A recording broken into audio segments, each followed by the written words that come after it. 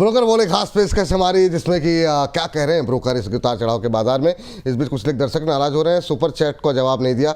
एक बार प्रोड्यूसर साहब super chat जितनी हो भेज दीजिए, कोशिश करेंगे जितनी ज़्यादा हो सके जाने से पहले ले ली जाए। लेकिन अभी के लिए ब्रोकर्स क्या कह रहे हैं, क्या खरीदने के लिए, क्या बेचने की सलाह मिल रही है। हर शेयर रोज़ की तरह 4 शेयरों को लेकर के आए हैं और ये 50-60 शेयर रिपोर्ट्स पढ़ने के बाद ये 4 शेयर निकलते हैं, तो काफ़ी रिसर्च, काफ़ी मेहनत जाती है। हर्ष बताइए आज शुरुआत कैसे कर रहे हैं? जी, पहले टाटा मोटर्स से शुरुआत करते हैं यहाँ पर। और टाटा मोटर्स पर जो रिपोर्ट आई है जेफरीज की आई है, अंडर परफॉर्म की रेटिंग दी है, 300 के इन्होंने यहाँ पे टारगेट्स दिए हैं। सबसे पहले इन्होंने कहा है कि जो जेएलआर की बात करी है यहाँ पे इन्होंने, जगुआर लैंड रोवर की, तो इनका साफ तौर पे कहना है कि जो मांग है उसमें डिमांड में लगातार चुनौती जो है वो बनी हुई है यहाँ पर। अगर आप इलेक्ट्रिक व्हीकल की बात करें यहाँ पे, क्योंकि जो इस तरह की खबरें थी कि कंपनी जल्दी जो है इलेक्ट्रिक व्हीकल की तरफ जेएलआर को यहाँ पर मोड़ती हुई देख सकती है, तो वहाँ पर भी एक अनिश्चितता जो है यहाँ पर, अनसर्टेनिटी वो बनी हुई है। साथ में इनका ये भी कहना है कि ईवी से हटकर कंपनी अब क्या फोकस कर रही है, इंटरनल कंबशन इंजन और साथ में जो हाइब्रिड वाहन है उनके ऊपर फोकस कर रही है ज़्यादा से ज़्यादा। यहाँ पे कैपिटल वर्क जो है वो काफ़ी प्रोग्रेस करती हुई दिख रही है, लेकिन पिछले 3 सालों में अगर आप देखें तो वो 6 गुना बढ़ती हुई दिख रही है और 8 बिलियन यूरो तक पहुंच गई है यहाँ पे। वारंटी कॉस्ट की बात करें तो लगातार हम लोग देख रहे हैं एक इस वारंटी कॉस्ट के से दबाव देखने को मिल रहा है यहाँ पे, 15 सालों के उच्चतम स्तर पर पहुँचती हुई दिख रही है। चलिए, ये बात यहाँ पर निकल के आई है टाटा मोटर्स को लेकर के। जेफरीज की तरफ से 300 रुपये तक के टारगेट, अंडर परफॉर्मेंस की रेटिंग दी गई है। रशीद सर, आपसे शुरू करना चाहेंगे, बताइए क्या लग रहा है ये, मतलब समस्याएं जैसा आप इशारा कर रहे थे और बढ़ेंगी सर, और ये 300 के टारगेट से सहमत हैं आप? और दूसरा, आपकी बात अधूरी रह गई थी सर, वो मुझे सेगमेंट पे आना था, तो जी सर अपनी बात कंप्लीट कर लीजिए आप। नहीं सर, मतलब मैं तो ये बता रहा था कि आधे से ज्यादा टाइम ऐसा ही होता था कि हम बाहर ही खड़े होते थे। मतलब कुछ हम बच्चे थे, लड़के लड़कियां सभी थे उसमें, हम थोड़े से नोटोरियस टाइप थे। बस ऐसा था कि पास कर लेते थे और कुछ कुछ नंबर आ जाते थे, इसलिए स्कूल से निकाले नहीं गए, वरना हरकतें तो सर ऐसी थी। और ये बात बिल्कुल सही है, मन चंचल है। मन में जब आप और भी अपने पैनलिस्ट बातें कर रहे होते हैं तो सवाल बहुत आते हैं। वो 1.5 घंटे का शो होता है, वरना 3-4 घंटा चल जाए। अब सर आ जाते हैं टाटा मोटर्स पे। आप देखिए जिस तरीके से टाटा मोटर्स पोजीशनड है, मैं एक चीज हाईलाइट करना चाहूंगा सर। और मैं हाईलाइट क्यों करना चाह रहा हूं, क्योंकि आप देखें कि जो हमने पिछले हफ्ते छोटे से ऊंची छलांग में बात करी थी, कहीं ना कहीं हर्ष बाबू भी वही बात कर रहे हैं कि ईवी एक अनसर्टेनिटी फैक्टर भी इनके लिए बनता जा रहा है, क्लेम्स इनके लिए प्रॉब्लम बनती जा रही है। मैं जो फैक्टर बोलना चाह रहा हूं sir, Honda and Acura, Jeep, Porsche, Bentley, Hyundai भी सस्पेंड कर रहा है कुछ कुछ अपने मॉडल्स को। ये सर ईवी डिसकंटिन्यूएशन में जा रहे हैं और इसके पीछे का कारण इंफ्रास्ट्रक्चर सपोर्ट जो पूरी दुनिया में नहीं देखने को मिल रहा है। ईवी का कॉस्ट और रिकॉल कॉस्ट जो है, जो रिप्लेसमेंट कॉस्ट है, ये भी एक प्रॉब्लम बनती हुई दिख रही है। तो जो ईवी की बात कर रहे हैं कि ये इनके लिए एक प्रॉब्लम है, उसके साथ साथ जो लैंड रोवर और जैगवार की बात कर रहे हैं कि वहां पे भी ईवी आएगा नहीं आएगा प्रॉपर तरीके से, yes the uncertainty is looming, but 300 रुपए के टारगेट सर अभी नहीं लगता। जिस तरीके से पोजीशन है, नंबर्स रीजनेबल आ रहे हैं, जब तक कोई बहुत ही ड्रास्टिक सेल रिडक्शन का न्यूज नहीं आती और 356 रुपए के ऊपर ही मेंटेन करता रहता है, तब तक मुझे कोई भी कारण नहीं लगता।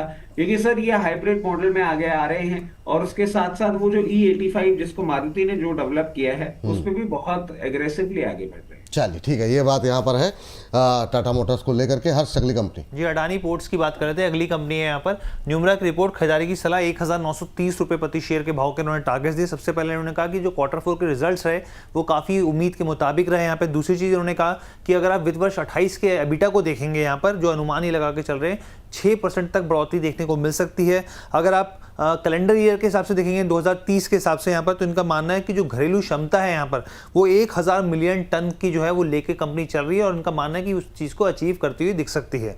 इसके अलावा इन्होंने कहा कि अगर आप FY26 के हिसाब से ओवरऑल कैपेसिटी देखें यहाँ पर, तो करीब करीब 653 मिलियन टन रहने का अनुमान जताया यहाँ पे। अब इन्होंने क्या किया है, वित्त वर्ष 2028 के हिसाब से अगर एंटरप्राइज वैल्यू टू एबिटा के हिसाब से देखें तो इन्होंने कहा है कि 13x पर जो है वो वैल्यूएशन कारोबार करते हुए दिख रहे हैं। चलिए, अदानी पोर्ट को लेकर के टिप्पणी, 1930 तक के टारगेट। प्रदीप सर बताइए, न्यूमरा की इस रिपोर्ट से सहमत हैं आप? कोई प्रॉब्लम नहीं है। पूरा साल डिस्कशन किया हम लोगों ने कि अदानी मींस वल्नरेबिलिटी एंड कोई प्रॉब्लम स्पेशली तो अदानी पोर्ट में मुझे नहीं दिखाई दे रहा है। इजीली आपको बहुत जल्दी 2000 के ऊपर स्टॉक आते हुए दिखाई देंगे, लेकिन एक जिस तरीके से चल रहा है एक बार रिट्रेसमेंट भी पॉसिबल होगा, एक बार 1750 1715 तक इजीली आ सकता है। लेकिन अगर आप थोड़ा यहाँ पे 2 क्वार्टर का टाइम देते हैं तो मुझे लगता है कि इजीली 2050 उसके बाद 2200 तक स्टॉक आपको आते हुए दिखाई देंगे। तो 1930 बहुत छोटा टारगेट है, मुझे लगता है कि 2200 का टारगेट के व्यू से आपको मिनिमम 6 महीने का टाइम लेके चलना चाहिए। चलिए, तो 2200 तक के टारगेट देखने को मिल सकते हैं। चलिए चलते हैं अगली कंपनी के लिए। और इस बीच हमारे एक दर्शक कह रहे हैं, बिंदेश यादव जी, रचित जी, ऐसी कौन सी दवा है जो एक ही दिन में आपका गला ठीक हो गया? प्लीज़ हमको भी बताइए, मेरा भी गला ठीक नहीं है। चलिए ठीक है, तो इस दवा का नाम लिख करके सर पर्ची दे दीजिएगा। तब तक हर्ष से हम सोच लेते हैं कि अगली तीसरी कंपनी कौन सी है। हर्ष बताइए जी, भारत इलेक्ट्रॉनिक्स की बात कर लेते हैं। आईसीआईसीआई सिक्योरिटीज की रिपोर्ट, खरीदारी की सलाह, 470 रुपए के भाव के इन्होंने टारगेट्स दिए हैं। सबसे पहले उन्होंने कहा कि कंपनी जिस तरीके से बढ़ रही है, इनको ये काफ़ी ज़्यादा पसंद आ रहा है। जिस तरीके से नई डील्स होती हुई दिख रही हैं FY 27 से लेकर 28 के बीच में, जो ऑर्डर बुक है और ज़्यादा उसमें तीव्रता तेज़ी आती हुई दिखेगी, इनका मानना है। जिस तरीके से डिफेंस प्रिक्योरमेंट मैनुअल 2025 था, उसको और आगे बढ़ाया जाएगा, सरकार की तरफ से और खरीद होती हुई दिखेगी। एरोस्पेस हो, मिसाइल हो, इलेक्ट्रॉनिक वॉरफेयर हो या फिर ड्रोन हो, कंपनी के लिए और दूसरी कंपनियों के लिए भी खासतौर पे एक बड़े ऑर्डर जो है वो साफ तौर पे इनको दिख रहे हैं। वियतनाम के साथ जो ब्रह्मोस का मिसाइल का जो समझौता हुआ है वो एक पॉजिटिव है। और इनका मानना है जो मध्य पूर्व में जिस तरीके से तनाव बढ़ते हुए दिखे हैं, ये भारतीय कंपनियों के लिए पॉजिटिव है, क्योंकि यूरोपियन देशों में और दूसरे देशों में भी जो है लगातार रक्षा बजट जो है वो बढ़ता हुआ दिख रहा है। चलिए, ये बात है बीएल को लेकर के। आईसीआईसीआई सिक्योरिटीज की रिपोर्ट, 470 तक के टारगेट। अंबाला मैम, सहमत है रिपोर्ट से?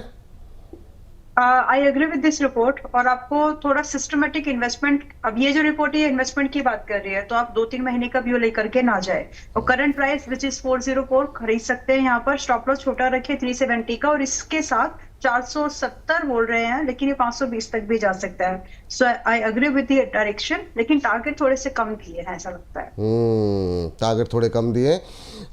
चलिए, हर से अगली कंपनी, लास्ट कंपनी डिस्कस कर लेते हैं। तब तक अंबाला मैम एक चीज़ और निकाल लीजिएगा डिस्क्लोजर के साथ साथ। अपोलो हॉस्पिटल, एक दर्शक ने हमें धनराशि भेजी है, त्रिदीप घोष जी ने।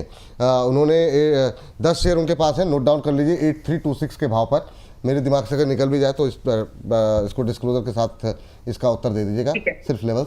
हर्ष बताइए, लास्ट काउंटर कौन सा जी, होगा? हुनासा कंज्यूमर की बात कर रहे थे, आखिरी कंपनी है यहाँ पर। और जेफरीज की रिपोर्ट, खरीदारी की सलाह, 585 रुपये प्रति शेयर के भाव के इन्होंने यहाँ पर टारगेट्स दिए। सबसे पहले उन्होंने कहा कि हुनासा 2.0 की जो रणनीति है वो काफ़ी मुफीद इनको दिख रही है, जिसमें AI प्रोडक्ट्स एक्सपेंशन और डिस्ट्रीब्यूशन जो है उसके ऊपर खास तौर पे फोकस किया जाएगा।